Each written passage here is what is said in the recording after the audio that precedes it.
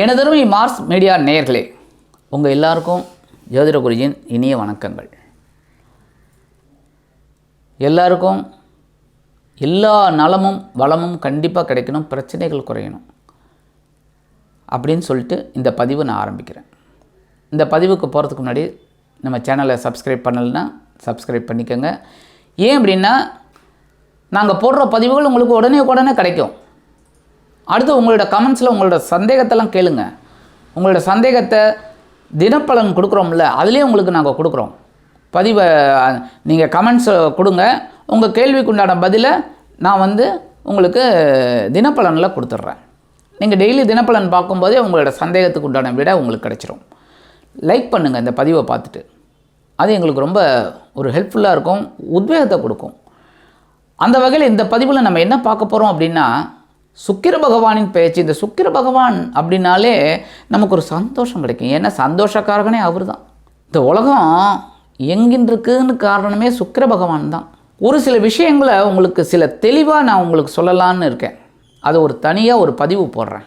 ஒவ்வொரு கிரகங்களுக்கும் ஒவ்வொரு கதிர்வீச்சுக்கள் உண்டுன்னு தெரியும். ஆனால் அந்த கதிர்வீச்சுக்கள் நம்மளை எப்படி வந்து அடையிறதுங்கிறத பற்றி உங்களுக்கு தனியாக சொல்கிறேன். ஆக இந்த சுக்கிர பகவான் நமக்கு சந்தோஷத்தை கொடுக்குறவர். 1000 பிரச்சனைகள் நமக்கு இருக்கும், அதெல்லாம் மாற்றுறவர் இவர் தான். கொஞ்ச நேரம் அப்படி சந்தோஷம். அதாவது ஒருத்தன் பெரிய கஷ்டத்தில் இருக்கான், ஒரு மரக்கிளையில் தொங்கின்னு இருக்கான், கீழே பாம்பு இருக்குது, அங்கே புலி இருக்குது, ஏகப்பட்ட குழப்பத்தில் இருக்கான். அப்போ ஏதோ ஒரு இதில் மேலேருந்து ஒரே ஒரு சொட்டு தேன் அவனோட நாக்கில் விழருது. அந்த ஒரு க்ஷணம் அவன் சந்தோஷப்படுறான். ஆகான்னு இவ்வளோ பிரச்சனைகள் இருக்குது. அந்த கிளையை விட்டுட்டான் அப்படின்னா கீழே விழுந்து பாம்புக்கு இரையாகணும், சரி இந்த பக்கம் வந்தால் புலிக்கு இரையாகணும், இவ்வளோ கஷ்டங்கள் இருக்குது. ஆனால் அந்த ஒரு துளி தேன் அவனுக்கு சந்தோஷம். அந்த துளி தேன் தான் சுக்கிர பகவான். அதுக்கப்புறம் அவன் மீண்டு வர்றது அடுத்தது, அது பகவானோட கையில் இருக்குது.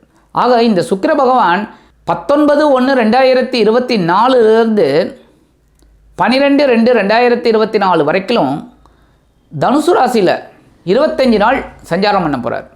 ஏன்னா சூரிய பகவானுக்கு மிக அருகில் இருக்கக்கூடிய கோள் சந்திரன், நிலா. அடுத்தது பக்கத்தில் இருக்கிறது புதன். டக்குன்னு ஒரு 15 நாள் 20 நாள் டக்குன்னு மாறின்னு இருப்பார்.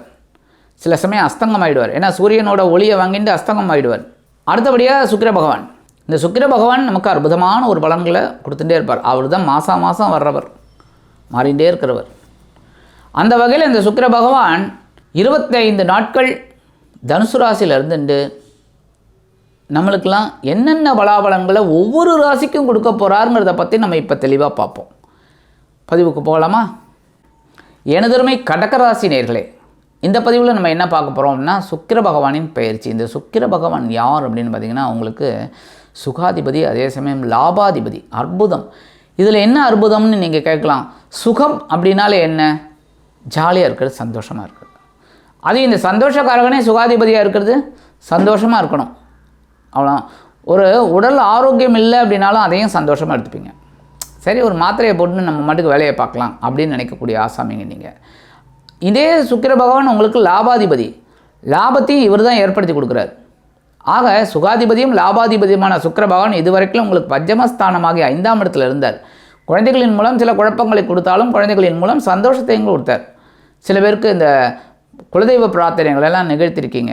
அந்த வகையில் ஒரு மனசில் ஒரு சந்தோஷம் உங்களுக்கு இருந்திருக்கு, தைரியம், ஒரு குழப்பமே இல்லை, ஓரளவுக்கு பரவாயில்ல. அதேமாதிரி உத்தியோகம் வேறு மாதிரிலாம் அமைஞ்சிருக்கு. சில பேருக்கு உத்தியோகம் நல்லபடியாக கிடச்சிருக்கு, அந்த உத்தியோகத்துலேயும் உயர்வுகள்லாம் வந்திருக்கு. அந்த வகையில் இந்த சுக்கிர பகவான் இப்போ எங்கே வரப்போகிறாருன்னு பார்த்திங்கன்னா, பகை ருண ரோகஸ்தானமாகி 6ஆம் இடத்துக்கு வரப்போகிறார். என்ன 6ஆம் இடத்துக்கு அப்படிங்கும்போதே சத்ரு விரோதிகள் இல்லாமல் பார்த்துக்கோங்க. விரோதிகள் எப்படி வருவாங்க? நம்ம என்ன போருக்காக கிளம்புறோம், ராஜாவா? இல்லை.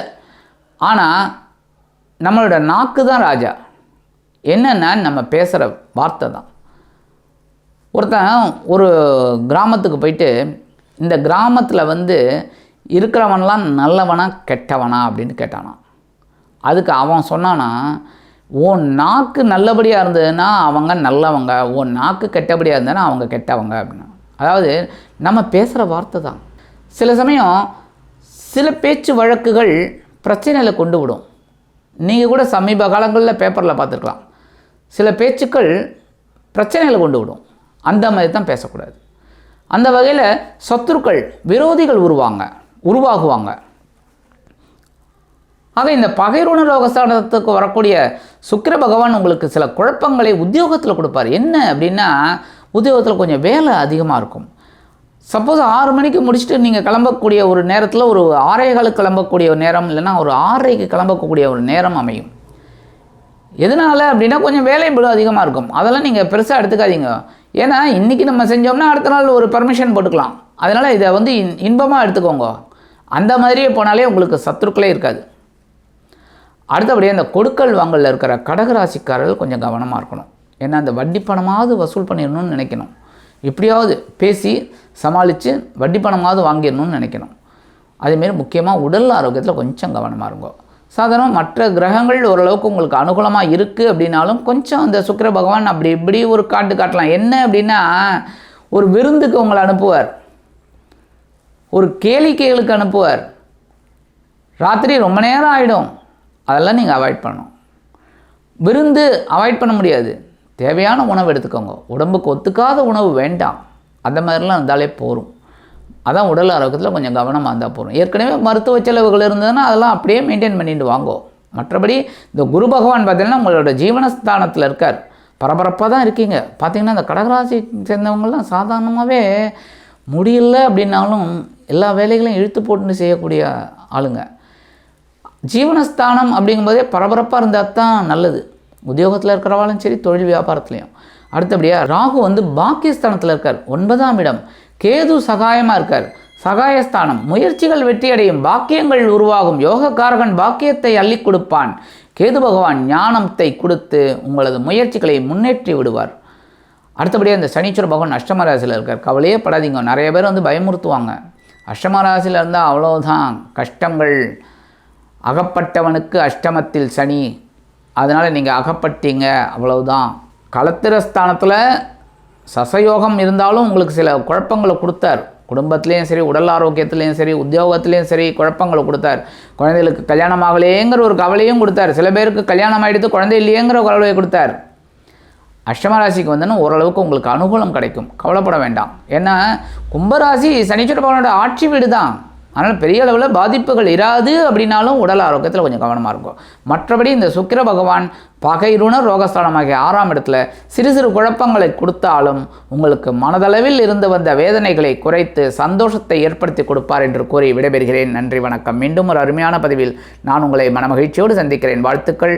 வாழ்க வளமுடன். இந்த சேனல் உங்களுக்கு பிடிச்சிருந்தா மறக்காம சப்ஸ்கிரைப் பண்ணுங்க, ஷேர் பண்ணுங்க, லைக் பண்ணுங்க, கமெண்ட் பண்ணுங்க.